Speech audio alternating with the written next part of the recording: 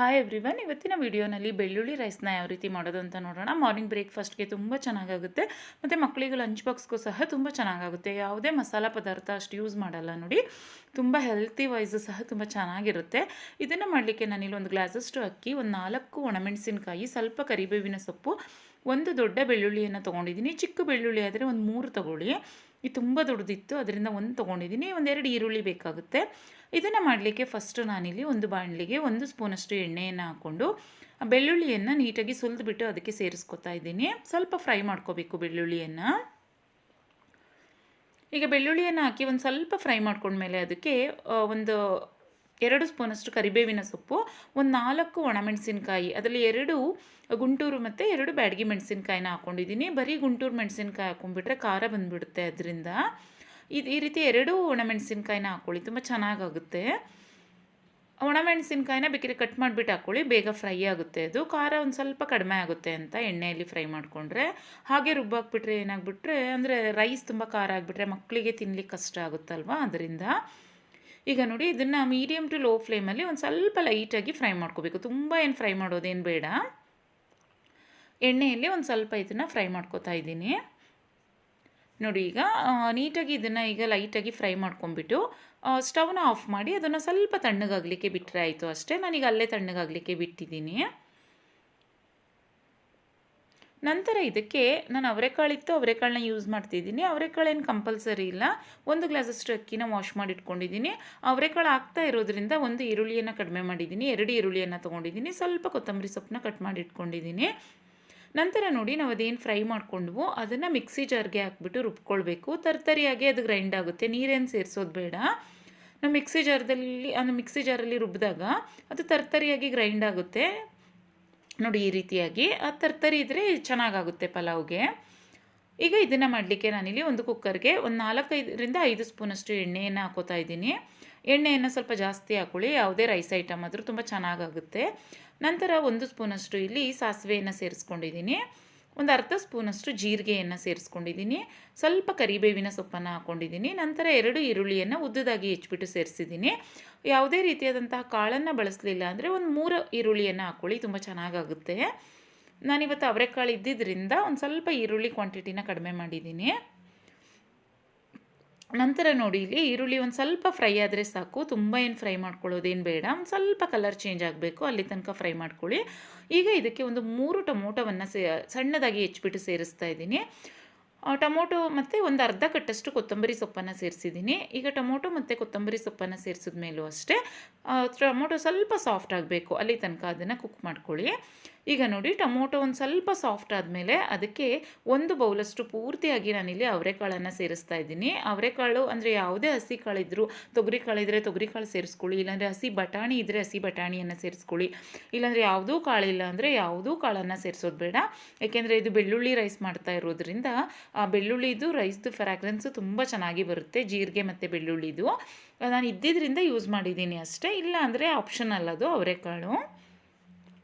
ಈಗ ನೋಡಿ, ಅವರೆಕಾಳು ಹಾಕಿದ್ಮೇಲೂ ಅಷ್ಟೇ ನಾನು ಅದನ್ನು ನೀಟಾಗಿ 1-2 ನಿಮಿಷ ಕುಕ್ ಮಾಡ್ಕೊಂಡಿದ್ದೀನಿ.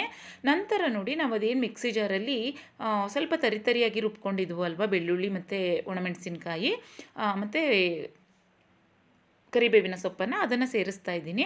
ಈಗ ಇದನ್ನು ಅಷ್ಟೇ ಲೈಟಾಗಿ ಒಂದು ಸ್ವಲ್ಪ ಫ್ರೈ ಮಾಡಿಕೊಂಡ್ರೆ ಸಾಕು, ತುಂಬ ಏನು ಫ್ರೈ ಮಾಡಬೇಕು ಅಂತ ಏನಿಲ್ಲ. ಈ ಟೈಮಲ್ಲಿ ಬೇಕಿದ್ದರೆ ನೀವು ಸಾಂಬಾರು ಪೌಡರ್ ಇದ್ದರೆ ಒಂದು ಅರ್ಧ ಸ್ಪೂನಷ್ಟು ಸಾಂಬಾರು ಪೌಡರ್ನ ಸೇರಿಸ್ಕೊಳ್ಳಿ.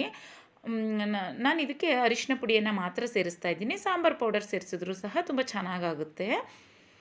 ಈ ಬಿರಿಯಾನಿ ಪೌಡರ್, ಈಗ ವೆಜ್ ಬಿರಿಯಾನಿ ಪೌಡರ್ಸ್ ಎಲ್ಲ ಬರುತ್ತೆ ನೋಡಿ, ಅದು ಇದ್ದರೆ ಒಂದು ಅರ್ಧ ಸ್ಪೂನಷ್ಟು ಸೇರಿಸ್ಕೊಳ್ಳಿ, ತುಂಬ ಚೆನ್ನಾಗಾಗುತ್ತೆ. ನಾನಿಲ್ಲಿ ಯಾವುದೇ ಮಸಾಲವನ್ನು ಅಷ್ಟು ಸೇರಿಸದೆ ಮಾಡ್ತಾ ಇರೋದ್ರಿಂದ ಸಿಂಪಲ್ಲಾಗಿ ಮಾಡ್ತಾಯಿದ್ದೀನಿ, ತುಂಬ ಚೆನ್ನಾಗಾಗುತ್ತೆ ಇದು ಸಹ. ಈಗ ನೋಡಿ, ಫ್ರೈ ಆದಮೇಲೆ ಇದಕ್ಕೆ 1 ಗ್ಲಾಸಷ್ಟು ಅಕ್ಕಿಯನ್ನು ವಾಶ್ ಮಾಡಿ ಇಟ್ಕೊಂಡಿದ್ದೆ, ಅದನ್ನು ಸೇರಿಸ್ತಾ ಇದ್ದೀನಿ. ಯಾರು ತುಂಬ ಮಸಾಲ ಎಲ್ಲ ಯೂಸ್ ಅಂದರೆ ಪಲಾವ್ಗೆ ಇಷ್ಟಪಡಲ್ಲ ನೋಡಿ, ಅಂಥವ್ರಿಗೆ ತುಂಬ ಇಷ್ಟಪಡ್ತಾರೆ ಈ ರೀತಿ ಮಾಡಿಕೊಂಡ್ರೆ. ಇದಕ್ಕೆ ಯಾವುದೇ ರೀತಿಯಾದಂತಹ ಬೇರೆ ಔಟ್ಸೈಡ್ ಮಸಾಲಗಳನ್ನ ಸೇರಿಸಿಲ್ಲ, ಮನೆಯಲ್ಲಿ ಇರುವಂತಹ ಪದಾರ್ಥಗಳಿಂದ ಮಾಡ್ತಾ ಇರೋದ್ರಿಂದ ತುಂಬ ಟೇಸ್ಟಿಯಾಗಿ ಬರುತ್ತೆ. ಮತ್ತು ಅವರೆಕಾಳು ಸೀಸನ್ ಇರೋದ್ರಿಂದ ನಾನು ಅವರೆಕಾಳು ಹಾಕಿದ್ದೀನಿ ಅಷ್ಟೇ. ನೋಡಿ, ಇಲ್ಲಿ ಅಕ್ಕಿಯನ್ನು ಸೇರಿಸಿದ ಮೇಲೆ ನೀಟಾಗಿ ಸ್ವಲ್ಪ ಫ್ರೈ ಮಾಡಿಕೊಂಡು ಈಗ ನಾನು 1 ಗ್ಲಾಸಷ್ಟು ಅಕ್ಕಿಗೆ 2 ಗ್ಲಾಸಷ್ಟು ನೀರನ್ನು ಸೇರಿಸ್ತಾ ಇದ್ದೀನಿ. ಅವರೆಕಾಳು ಇರೋದ್ರಿಂದ 2 ಗ್ಲಾಸಷ್ಟು ನೀರನ್ನು ಸೇರಿಸ್ತಾ ಇದ್ದೀನಿ. ಅವರೆಕಾಳು ಯಾವುದಾದ್ರು ಬೇರೆ ಎಕ್ಸ್ಟ್ರಾ ಕಾಳುಗಳನ್ನ ಹಾಕಿಲ್ಲ ಅಂದರೆ ಪರ್ಫೆಕ್ಟಾಗಿ 2 ಗ್ಲಾಸಷ್ಟು ನೀರನ್ನು ಸೇರಿಸ್ಕೊಳ್ಳಿ. ಪರ್ಫೆಕ್ಟಾಗಿ ಉದುರಾಗಿ ಬರುತ್ತೆ. ನಾನು ಸ್ವಲ್ಪ ಅವರೆಕಾಳಿನ ಕ್ವಾಂಟಿಟಿ ಜಾಸ್ತಿ ಇದ್ದಿದ್ದರಿಂದ ಇನ್ನೊಂದು 1/4 ಗ್ಲಾಸ್ ನೀರನ್ನು ಜಾಸ್ತಿ ಸೇರಿಸಿದ್ದೀನಿ. ಈಗ ಇದಕ್ಕೆ 1.5 ಸ್ಪೂನಷ್ಟು ನಾನಿಲ್ಲಿ ಉಪ್ಪನ್ನು ಸೇರಿಸ್ತಾ ಇದ್ದೀನಿ. ರುಚಿಗೆ ತಕ್ಕಷ್ಟು ಉಪ್ಪನ್ನು ನೋಡಿಬಿಟ್ಟು ಸೇರಿಸ್ಕೊಳ್ಳಿ ಈ ಟೈಮಲ್ಲಿ. ಈಗ ಇದು ಚೆನ್ನಾಗಿ ಕುದಿಬೇಕು. ನಿಮಗೆ ಅದು ಕುದ್ದ ಮೇಲೆ ಉಪ್ಪನ್ನು ಟೇಸ್ಟ್ ಮಾಡಿದಾಗ ಉಪ್ಪು ಗೊತ್ತಾಗುತ್ತೆ ಮತ್ತೆ ಸೇರಿಸ್ಬೇಕಾ ಅಂತ.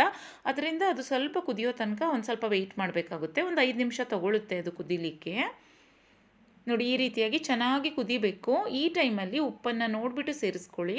ಅವರೆಕಾಳನ್ನೂ ಹಾಕಿರೋದ್ರಿಂದ ಒಂದು 1/4 ಸ್ಪೂನಷ್ಟು ಉಪ್ಪನ್ನು ಜಾಸ್ತಿ ಹಾಕ್ಕೊಳ್ಳಿ. ಏಕೆಂದರೆ ಅವರೆಕಾಳು ಉಪ್ಪನ್ನು ಎಳ್ಕೊಳ್ಳೋದ್ರಿಂದ ಮಾಮೂಲಿ ನಾವೇನು ಪಲಾವ್ಗೆ ಸೇರಿಸ್ತಾ ಇದ್ದೀವಿ ನೋಡಿ ಅದ್ರಿಗಿನ್ನ ಒಂದು 1/4 ಸ್ಪೂನಷ್ಟು ಉಪ್ಪನ್ನು ಜಾಸ್ತಿ ಸೇರಿಸ್ಕೊಳ್ಳಿ. ಕೊನೆಯಲ್ಲಿ ನಾನು ಇದಕ್ಕೆ 1 ಸ್ಪೂನಷ್ಟು ತುಪ್ಪವನ್ನು ಸೇರಿಸ್ತಾ ಇದ್ದೀನಿ. ತುಪ್ಪವನ್ನು ಹಾಕಿದ್ರು ಅಷ್ಟೇ ಫ್ರಾಗ್ರೆನ್ಸ್, ಬೆಳ್ಳುಳ್ಳಿ ಎಣ್ಣೆಯಲ್ಲಿ ಫ್ರೈ ಮಾಡಿರ್ತೀವಿ ನೋಡಿ, ಈಗ ತುಪ್ಪದ ಜೊತೆನೂ ಬೇಯುತ್ತೆ ಅಲ್ವಾ, ತುಂಬ ಚೆನ್ನಾಗಿ ಆಗುತ್ತೆ. ನೋಡಿ ಈಗ ಮುಚ್ಚಿಬಿಟ್ಟು 2 ವಿಷಲ್ ಬರೆಸ್ಕೊಂಡಿದ್ದೀನಿ.